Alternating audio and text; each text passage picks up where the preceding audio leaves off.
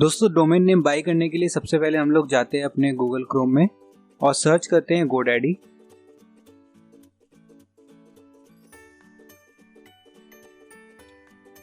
I am sure आपके पास already एक अपना डोमेन का नाम होगा। साथ ही साथ मैं आपको बता दूं कि डोमेन नेम बाय करने के कुछ बेस्ट प्रैक्टिसेस होते हैं जो आपको ख्याल में रखना पड़ेगा। जैसे कि डोमेन नेम आपका स्मॉल होना चाहिए, छोटा होना चाहिए, उसमें कोई मिस स्पेलिंग नहीं होनी चाहिए। चूँकि अभी 4 और 5 लेटर के डोमेन नेम्स ऑलमोस्ट ख़त्म हो चुके हैं। अगर आप लॉन्गर डोमेन नेम्स लेना चाहते हैं तो आप वो ले सकते हैं, बट मेक श्योर कि जो बेस्ट प्रैक्टिसेस हैं डोमेन नेम बाय करने के लिए वो आप फॉलो करें। अगर आपको डोमेन नेम के बेस्ट प्रैक्टिसेस देखने हैं तो आप गूगल में सर्च भी कर सकते हैं बेस्ट प्रैक्टिसेस। मैं आपको क्विकली कुछ बेस्ट प्रैक्टिसेस के थ्रू रन कर देता हूँ। जैसे कि अगर आप .com ले रहे हैं तो that is the best TLD, जो कि है टॉप लेवल डोमेन।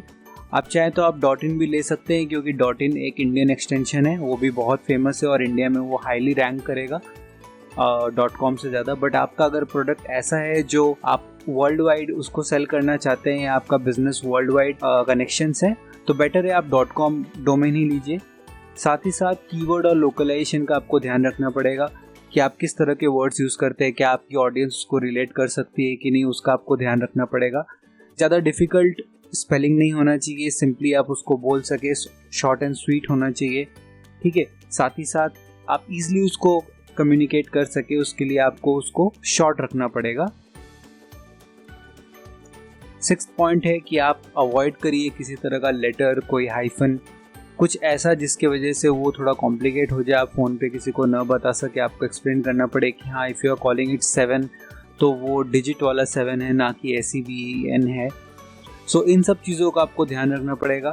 7th और फाइनल पॉइंट ये है कि ब्रेनस्टॉर्म करिए, रिसर्च करिए डोमेन नेम्स और देखिए कि क्या आपकी इंडस्ट्री के लिए वो सूटेबल है। अगर आप .in डोमेन नेम ले रहे हैं, ख्याल रखिए कि उसका जो .com डोमेन नेम है वो सिमिलर बिजनेस के लिए आपके किसी कॉम्पिटिटर ने न लिया हो, क्योंकि अगर आपके कॉम्पिटिटर के पास उसका .com होगा तो आप जो भी गूगल में आप एड्स रन करेंगे या चाहे आपके ब्रांड नेम को आप इधर उधर पब्लिश करेंगे या उससे रिलेटेड आप कोई भी एडवर्टाइजिंग करेंगे, तो आपका जो कस्टमर बेस है वो आज नहीं तो कल टुकड़ों टुकड़ों में बट के आपके .com जो कि आपके कॉम्पिटिटर है उनके साथ आप एडअप हो जाएंगे, या आपके जो यूज़र बेस है वो आपको मिसअंडरस्टैंड कर सकता है अपने कॉम्पिटिटर के लिए। तो इन सब चीज़ों का ध्यान रख के आपको ये बेस्ट प्रैक्टिसेस का ध्यान रखना पड़ेगा, ताकि आपका जो डोमेन नेम है, क्योंकि वो आपका ब्रांड नेम है, आपका ब्रांड वैल्यू मेंटेन कर सके आप आगे चल के। चलिए तो हम लोग अपना जो डोमेन नेम है वो हम लोग सर्च करते हैं। मैं ऑलरेडी एक डोमेन नेम मेरे दिमाग में है जो कि है prototype.xyz।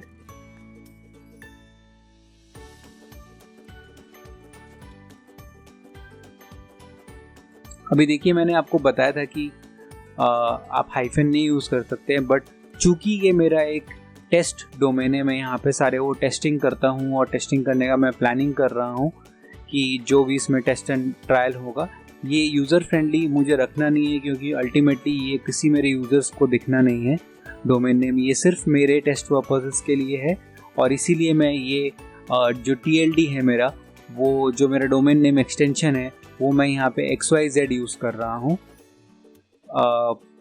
ये एडवाइजेबल नहीं है अगर आप कस्टमर फ्रेंडली कंटेंट डेवलप कर रहे हैं, आपका एक ई-कॉमर्स स्टोर है, तो XYZ लेना और साथ ही साथ हाइफन डालना रिकमेंडेड नहीं है। बट जैसा मैंने बताया ये मेरा एक टेस्ट डोमेन है तो कोई दिक्कत नहीं है। क्लिक करिए कंटिन्यू पे। ईमेल एड्रेसेस हमें नहीं चाहिए, दो हमें चाहिए ईमेल एड्रेसेस, हमारे बिजनेस के लिए हम लोगों को ईमेल एड्रेसेस चाहिए, पर इसको हम लोग आगे देखेंगे कि किस तरह से DNS मैपिंग करते ही हम लोग ये जो ईमेल एड्रेसेस है हम लोग अपने होस्टिंग प्रोवाइडर के एंड पे बना सकते हैं। उसके लिए हम लोग को GoDaddy की सर्विस नहीं चाहिए, तो हम लोग यहाँ पे क्लिक करते हैं नो थैंक्स। और साथ ही साथ लिनक्स वेब होस्टिंग में भी हम लोग करते हैं नो थैंक्स, क्योंकि हम लोगों का ऑलरेडी हम लोग दूसरे जगह पे एक सुपीरियर होस्टिंग हम लोग बाई करेंगे और उसी एंड पे हम लोग अपने सारे चीज़ों को मैनेज करेंगे। तो चलिए हम लोग देखते हैं इसको हम लोग कैसे करेंगे। क्लिक करते हैं कंटिन्यू टू कार्ट।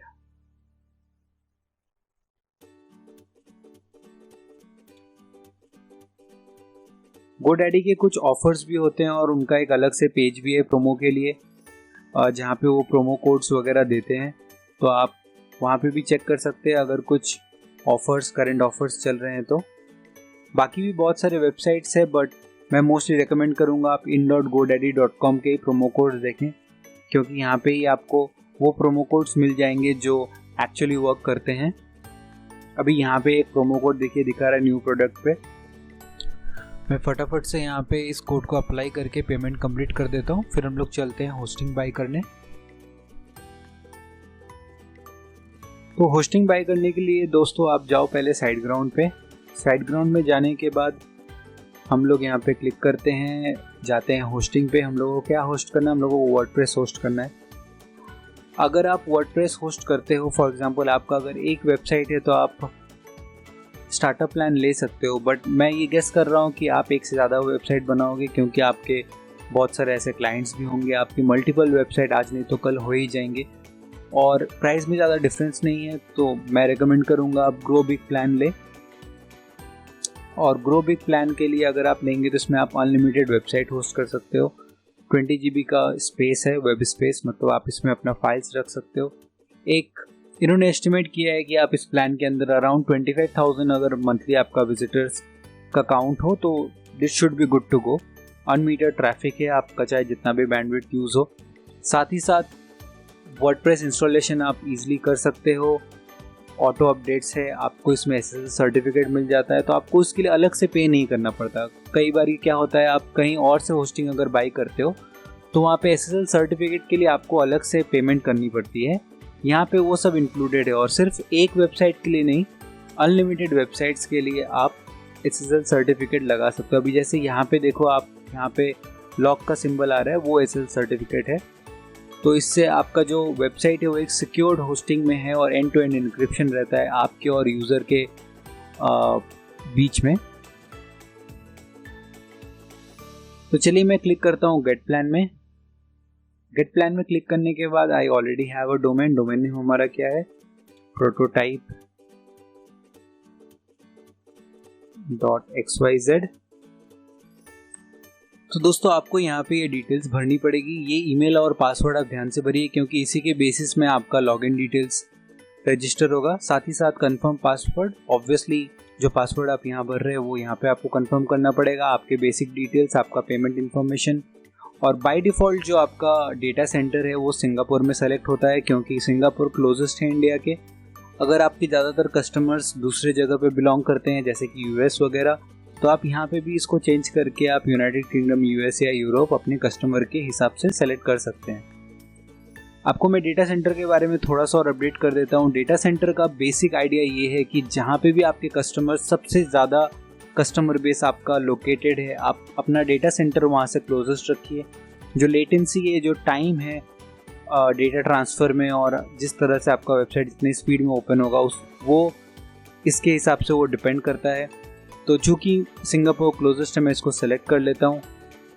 साथ ही साथ आपको एक और बहुत इंपॉर्टेंट चीज़ बता दूँ कि SiteGround में आपको CDN का सर्विस भी मिलता है। हर एक वेबसाइट के लिए आपको एक फ्री CDN सर्विस मिलता है। CDNs are basically content delivery network. आपका जो वेबसाइट रहता है उसके जो HTML फाइल्स रहते हैं, यानी कि जो आपका कैश फाइल्स रहता है, वो बहुत सारे डिफरेंट डेटा सर्वर्स पे, डेटा सेंटर्स पे होस्टेड रहता है। तो आपका वेबसाइट इतना फास्ट खुलता है जैसे वो लोकली होस्टेड हो। तो इससे ज़्यादा फ़र्क नहीं पड़ने वाला है। बट चूँकि हमारा कस्टमर बेस क्लोजेस्ट है इंडिया के, हम लोग यहाँ पे सिंगापुर सेलेक्ट करके आगे बढ़ते हैं। मेक श्योर आप ये दोनों टिक कर दें और यहाँ पे आप पे नाउ क्लिक करिए। पे नाउ क्लिक करने के बाद पेमेंट गेटवे खुलेगा और वहाँ पे आप अपना ट्रांजैक्शन कर सकते हैं। जब आप ये ट्रांजैक्शन करके आप कंप्लीट कर लेंगे तो आपको कुछ बेसिक डिटेल्स आपके ईमेल आईडी पे भी आया होगा, बट उसको आप इग्नोर करके डायरेक्टली आप जा सकते हैं माई SiteGround पे। चलिए यहाँ पे लिखा हुआ है ऐड न्यू साइट, मैं उस पर क्लिक कर लेता हूँ।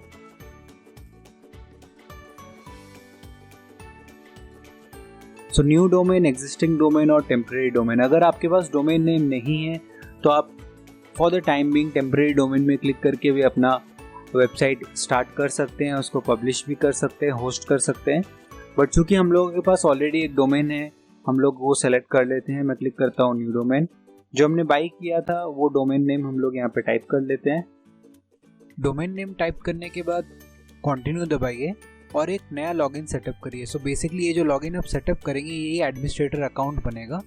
और जब आप ये सेटअप कर लेंगे तो आपको यहाँ पे 2 नेम सर्वर्स मिलेंगे। तो नेम सर्वर बेसिकली वो डिटेल है जो हम लोग GoDaddy में डालेंगे ताकि हमारा जो होस्टिंग है वो हमारे वेबसाइट यानी कि डोमेन नेम के साथ कनेक्ट हो सके।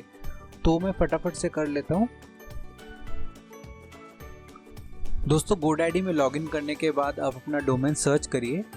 प्लेटफॉर्म पे आपको अपना डोमेन मिलेगा, उस पर क्लिक करिए मैनेज और वहाँ पे नेम सर्वर्स चेंज करने के लिए चेंज योर नेम सर्वर्स के सामने एक बटन रहेगा चेंज, उस पर क्लिक करिए और साइड ग्राउंड में जो आपको नेम सर्वर्स मिला है उसको आप वहाँ पे अपडेट करेंगे तो आपका जो नेम सर्वर है वो चेंज हो जाएगा और आपका होस्टिंग और डोमेन आपस में कनेक्ट हो जाएगा। सो दोस्तों इस लेसन में सिर्फ इतना ही। आगे मैं और भी एक्साइटिंग चीज़ें सिखाने वाला हूँ, तो बने रहिए। Thank you so much.